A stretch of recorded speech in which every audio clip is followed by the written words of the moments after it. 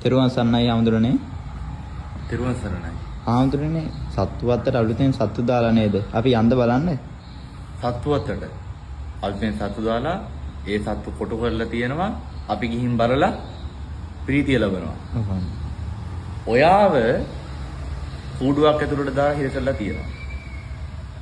කට්ටිය වෙලා බල බල ප්‍රීතිමත් වෙනවා. ඒක හරිද?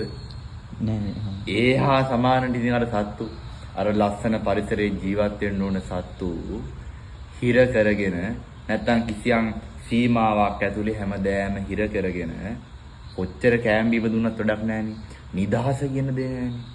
ඉතින් ඒ වගේ නිදහසක් අයින් කරපු එවැනි අහිංසක සත්තු දිහා දැක අපි ලබන ප්‍රීතිය මොකද්ද?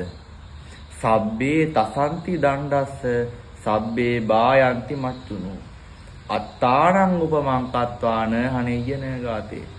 සියලුම සත්වයෝ කැමති මේ ජීවත් වෙන්න. ඒ අය මරණයටපත් වෙන්න බයයි. ඒහා සමානයි අපි. සබ්බේසං ජීවිතං පියං. සියලු සත්වෝ ජීවිතයට කැමති. ආන් ඒ භාවයම තමයි අපිට තියෙන්නේ. එහෙනම් තමා උපමා කරගෙන කාටවත් හිරිහැරයක් කරන්නත් එපා. කෙනෙක් හිරිහැරයක් වෙනවා දැක ප්‍රීතිය ලබන්නත් එපා. ඒක තනිකර පහත් විදිහට ලබන ප්‍රීතියක්. ඒක අවබෝධ කරගන්න ඕනේ. හොඳයි මට හොඳට තේරුණා. තෙරුවන් සරණයි. තෙරුවන් සරණයි.